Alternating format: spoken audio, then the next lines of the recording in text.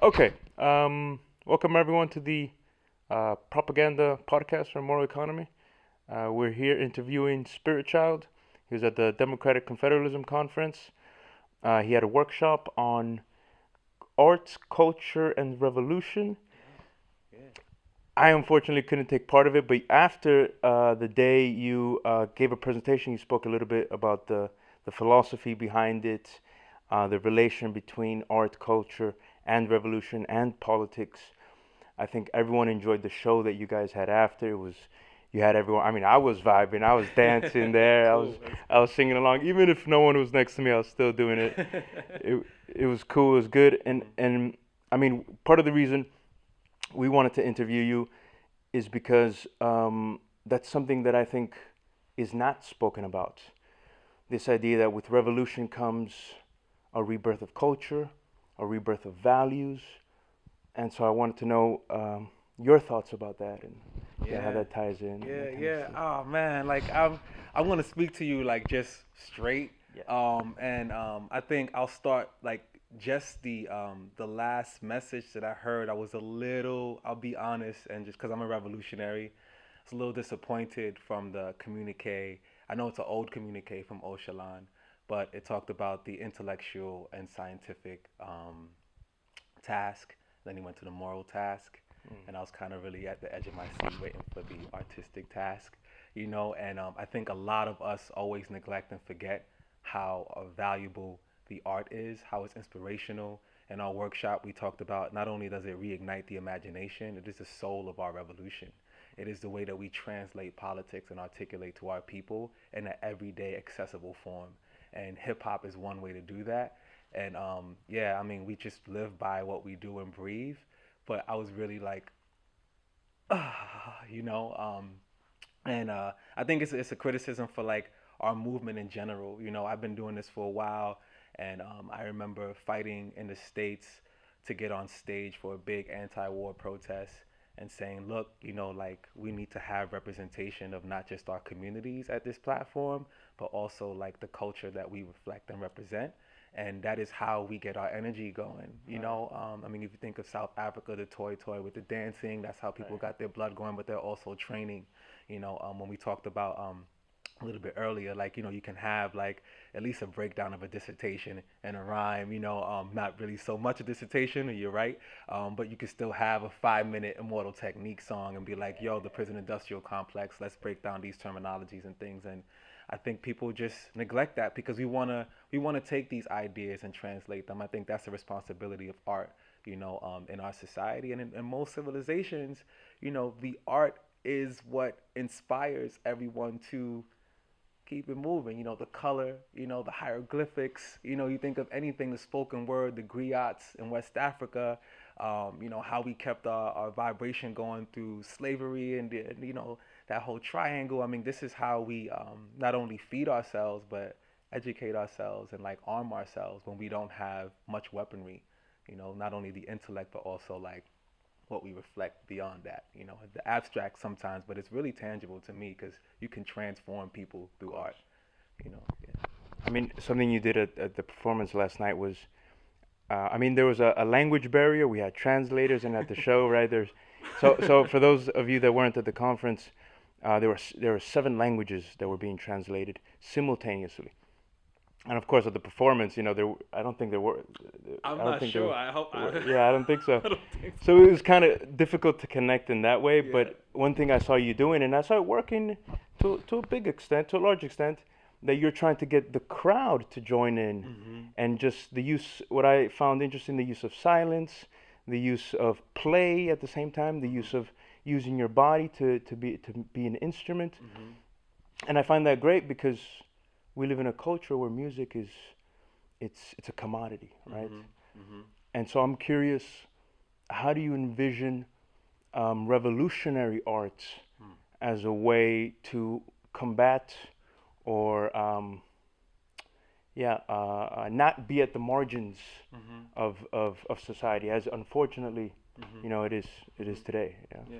I think yeah, I don't want to blanket just art in general. Definitely I like how you mentioned revolutionary art. In our formation of New Black Arts Movement, we encourage artists to be scientists and scientists to be artists. And one big reflection of that is, I mean, if you remember Quincy Saul, who was speaking, he's a part of our formation at home. He brought out his baritone Yeah, clarinet that was at amazing. the end of his presentation. Yeah, amazing. It was an intellectual presentation, Yeah, but he was like, "Yo, I could also play the hell out of this," yeah, yeah. And you And I did. think like, yeah, and I think like all of us have something artistic in us. It is an art to teach.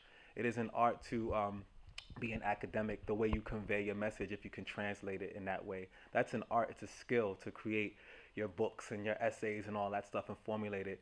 And you just have to be uh, talented and daring, in this way, but you don't have to be the best to do that. And we just, uh, I think for me personally, I utilize hip hop. Hip hop has been, when you talk about the margins, probably one of the most neglected. Regarding, like, in our workshop, we talked about 1965 to 1975. We had the Black Arts Movement, and also the creation or continuation of the Civil Rights Movement to the Black Liberation Movement and the Black Power Movement.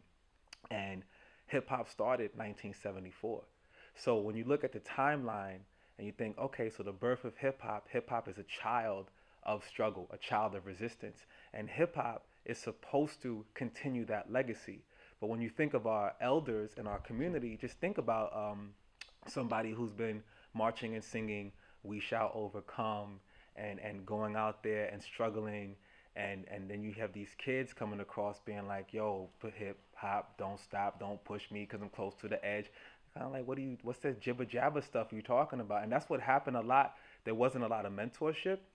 So for me, my kind of perspective is that um, hip hop is like the bastard child of a movement, Civil rights. and yeah, civil rights movement, Black Power movement, Black Liberation movement, and it wasn't nurtured, mentored to the point of even this uh, capitalist system coming in Right. to co-opt it. It wasn't strong enough for being like, hey, Jesus. listen, don't follow that, because our ancestors did too much for you to Right. sell out and sell your soul and sell our communities out. So what are you doing?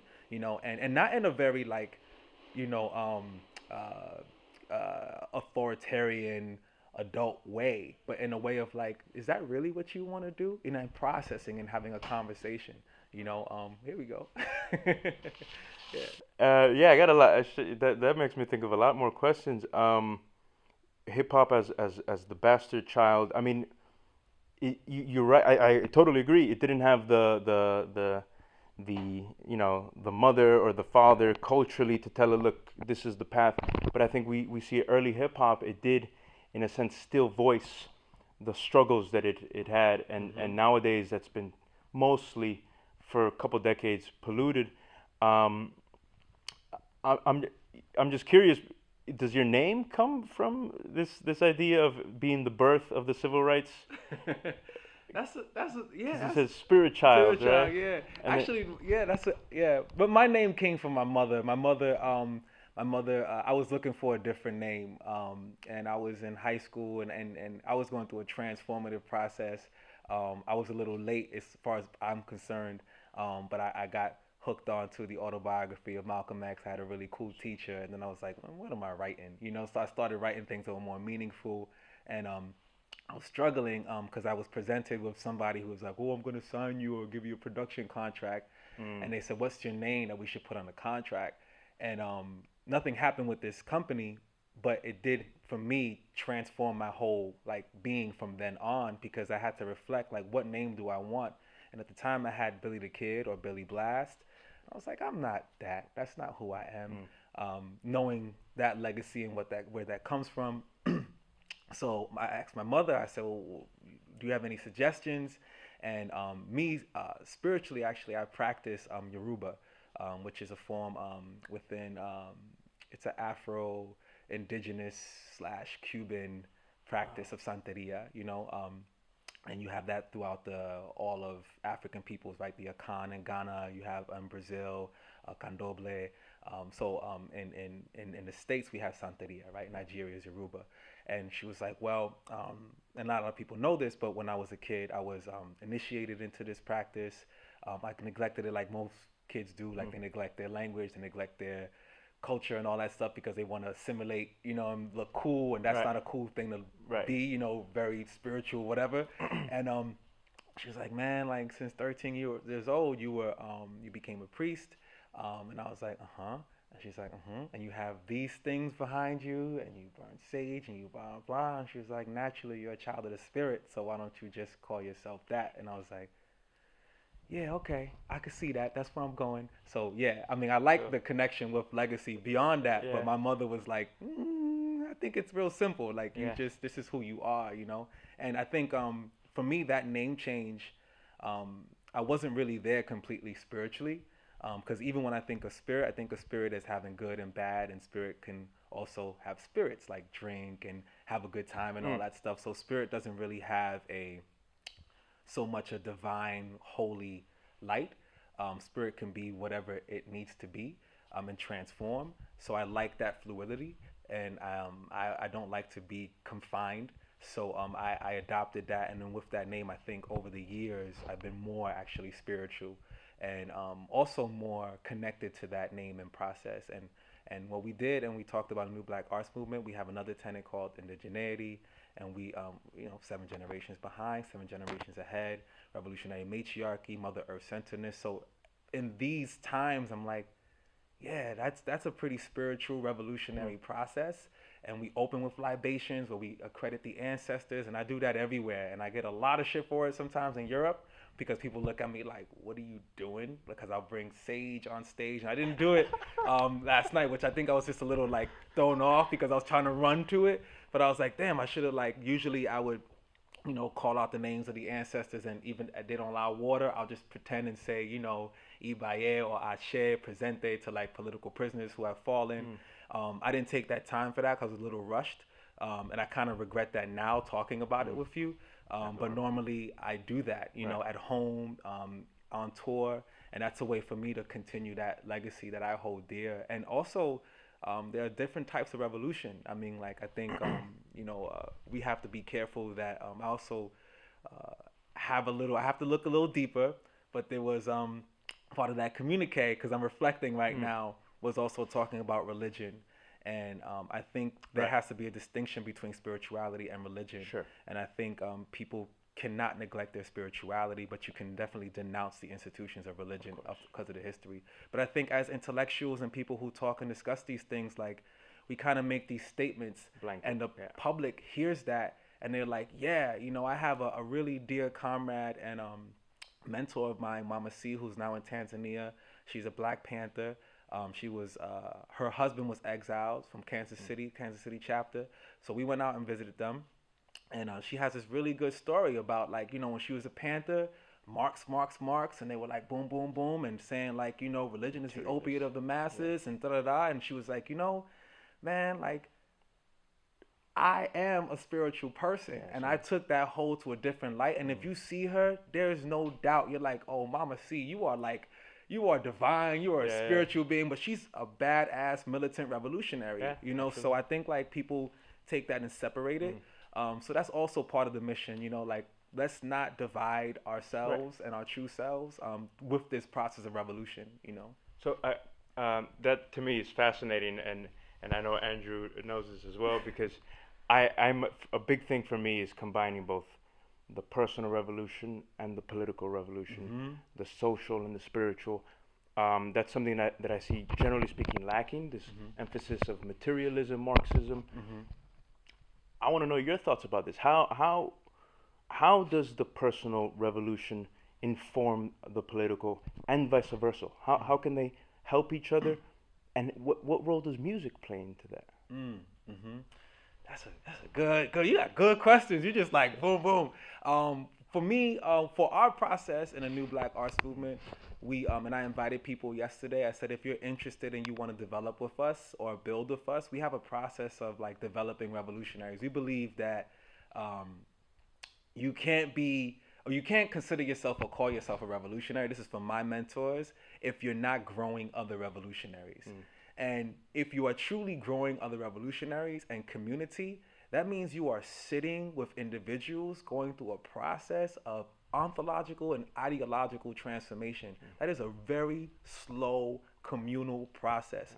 So that means everybody's personal shit is coming to the table, and you got to listen to it and go, oh wow, okay, so maybe you don't have the capacity to deal with this campaign right now because you're going through something. And let's talk about what you're going through first before we have this expectation that you're going to be out on the streets marching or doing whatever because you have a family priority or another engagement or whatever it is. And um, we have soul shares, so we encourage the people in our formation to transform what we're learning ideologically. So, for example, an essay of Ocalan, and how do you artistically express that to show that you not only get the message, but you get the feel of what's being conveyed through that Okay. message. So, music plays a part in that. Not just music, any artistic form, dance. Show me how you embody maroonage. Maroon is another one of our tenets. Show me how you embody Mother Earth centeredness through your poetry, through your music. I want to hear the sounds, not just what comes from your mouth. So Yeah. that personal development has to incorporate the soul, and the soul for us is the art. The art is that conveyed message and that translator. So that's where music plays a very important role. What are you listening to? The frequencies that are emitting through that energy that you're perpetuating? Are you producing stuff that's really angst and angry and destructive, or are you also producing something that is building towards a new, like the Mm-hmm. sister from uh, where was she from? Was she from Colombia? She was speaking on the panel. Right now, Yeah, it's Fark. Colombia. Yeah, Yeah. she so this sister who was talking about this process, you have to like what do you can't just destroy, but you also have to build. I think it was a sister from Rajava who said something about Okay. that, like constantly at the same time deconstructing and destroying, but also building. Right. And this kind of like balance or struggle. Yeah, it was her because she mentioned like it was second part of her. There was two parts, and one part was that particular struggle. The second part was like, how do we continue to build and develop and not just destroy or attack, right? So it's like, how are you producing music to prefigure a new Mm. society that is inclusive of the principles that you want to emulate, Right. and not just saying capitalism sucks, Yeah. fuck this, Yeah. fuck Yeah. that. Yeah. Just throw I mean, Molotovs. we Yeah. hear that all the time, Yeah. but what is your alternative? What is your solution? And Right. that's a personal thing, because you have to instill your imagination and create and edit yourself, and you grow and you listen to your art. There are a lot of songs that I have, and not to say that I'm not still militant. I'm very much Sure. so, but there is certain energy that I choose, to. I want people to feel a certain way when I perform. I want them to not only feel the emotion of and desire to motivate and that angst, that anxiety and anger and urgency, but I want there to be some solution, some Mm. like there's a destination of a conclusion. So I try to travel. Like this political prisoners, freedom all, boom, boom, boom, like and we talk about Palestine, but then I'm like, we have to still figure out how to create something outside of the prison industrial complex and capitalism, and that is through our music, and our art. Absolutely. No, it's great that you use music because we're all we criticize patriarchy, capitalism, but there's not too many solutions that are being brought to the table. And what I hear you saying is that music gives us this creative energy we need if we want Mm-hmm. to re-envision a Mm-hmm. new society, and that's fantastic. We have a few seconds left. Yeah. Left. I just want to know if you can give us a brief run through of the five tenets that you Mm-hmm. spoke earlier Yeah, yeah. last night. Mm-hmm. Yeah. Yep. Okay. Cool. Oh. So yeah, no, I just wanted to ask you about the five tenets that you spoke about the other night, Mm-hmm. last night. Fascinating. Just yeah, if you can give us some more information about it, and also if other people want to find out more about it. Yeah, Yeah, yeah, yeah. definitely. So we have five tenets in our formation or principles that we go by. Obviously, we can have more. Um, this is just a foundation or fundament of what we develop revolutionaries as in ourselves, and we study. Um, in no particular order, we have revolutionary matriarchy. For us, revolutionary matriarchy is not feminism. It's the resocialization of men to be mothers. It's the abolition of gender and many other things that we can go on and on. We study about this, and we build, and we obviously in our communities have to reflect and process and undergo uh, debates, Right. to because Archie has like this hierarchy, and we even felt that in the workshop. People were like, yeah, resistant towards that. So there's a lot of conversations around them, around that particular tenant or many of them. Usually, what people have no problem with, Mother Earth centeredness or Right. eco socialism. A lot of people understand that, but we're talking about ecosystems, not environmental justice. We're talking about how do you feel the earth and you're one with the earth and not disconnected to the earth. Do you know the herbs? Do you know, if you can you walk through the park and okay, cool. I have a stomach ache. Can Oh, I yeah. pick Yeah. this out and eat that? And we forgot all of this information. Indigeneity is another one, thinking 7 generations behind, 7 generations ahead.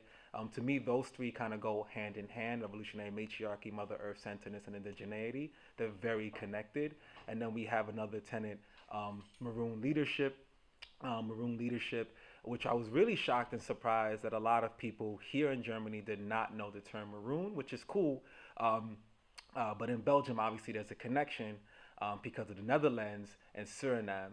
And in Right. Suriname, Maroons exist. And anywhere where there was a resistance of African slaves, Maroons are fugitive or African slave, runaway slaves, or even people who had never been enslaved. They were a community, a society that was autonomous, society that included runaway fugitive slaves, Africans, Seminoles, as well as also whites Right. too, which is something that we talk about in our formation, that people kind of get confused about. Like, how come you have some white people in a new black arts movement? We're like, well, they're Maroons. And we're talking about redefining that construct, so we have to figure out outside of that paradigm. It's really complicated. Another one that gets like, but we have to have like these little, Yeah. little That's good. jabs, Yeah. talk about it. And art equivalent to politics, obviously, is another tenet that we have, and that's what the workshop was around. So just like we've been talking this whole time, just making sure that your art is scientific and your science is artistic. And if you can think of Malcolm X, a company with Coltrane in the background, like that's the kind of Yeah. revolution that we Right. have to have. Not just Malcolm, not just Martin, not just Ocalan. Like who's the musicians, who are the people that are doing the soundtrack for that, and that we can actually feel the energy. Because if you Mm. hear Coltrane, you hear struggle. You can Mhm. hear it through the notes and you can dissect that and feel that in your heart. And that's something that you can hear the intellect in the words. It seeps through you, but you also got to feel them too. So for us, those 5 tenets, they don't complete us. We're still always growing and learning, but we're working with that. We study through that, sometimes 6 months to a year, new person that comes through. And sometimes they just drop out and say, man, forget all this. To be Okay. real, it just happens. And yeah, as far as checking us out, you can visit our website, which like most revolutionaries, or at least that I know, is just kind of like not on par. So a new black arts movement.com. Um, we also have the thing on Facebook, a new black arts movement. And mostly that is where we connect with people. But outside of the website, because there's not much activity, we meet people individually on our Okay. tour stops, and we actually discuss with them individually via email or whatever, and say like, what do you know? What can you contribute? How can we build together? Right. And what can you bring to the table? And one of our tenants, Maroon Leadership, through our tours, the original term when we had in the States was oppressed nationality leadership. I started noticing when I went to Europe and Africa, people were like, I don't want to be identified as oppressed. Hmm. So we were like, oh shit, we got to change that. So we redefined it and said, okay, how about maroon or maroonage? People were like, yeah, okay, I could dig that. I could flow with that. So we were like, okay, cool, maroon leadership. So it's more self determination. Is more of a prefigurative light as opposed to a resistance only. Because Maroons also had their autonomous systems that were not dependent upon white supremacist or capitalist structures. So that's the sum up of our tenets.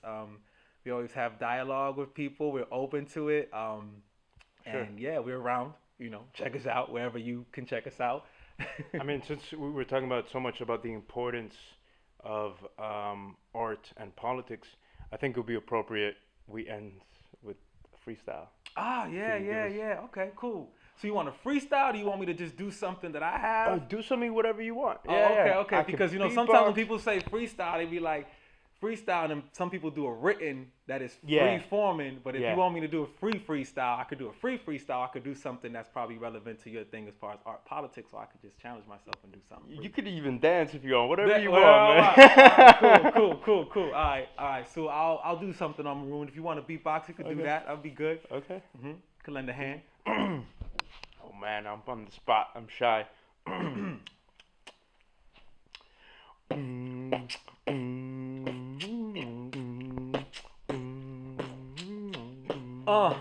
Victories sound good.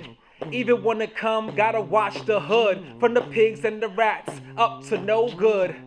Fall back, tell me why I should. Look, I'm on a trip to Chiapas, trying to find out why they yell ya basta. Mexican Southeast land of Zapatista. My community would love to meet ya. Oh, got hugs to greet ya. Learn from each other, each one's a teacher. Concerned for my brother, cause they out to beat ya. The same they that's out to beat us. We got power, they can't defeat us. My struggle runs back way before the fetus. My ancestors, kings and queens, so read up. Why should I settle for the chains they keep us? Locked in cages, minimum wages, gentrification, land grab, look at what they taking. Rise up, Hamburg, they shaking. Harlem tenements, sooner be vacant. From the blacks, tell them fall back and give the land back and give the money back to my hood. Why don't you go back? If I can't live, where you gonna live at, huh? That was written. Yeah, that was written. Okay, because I was gonna say that's. Nah, that was written. Okay, good. Appreciate Just so it, you man. know. Just so you know. Appreciate it. Right on. All right. Thanks for tuning in. Till next time. The Moral Economy Podcast, Propaganda Podcast, more importantly. Good. Peace in the Middle East. Wow. Yeah.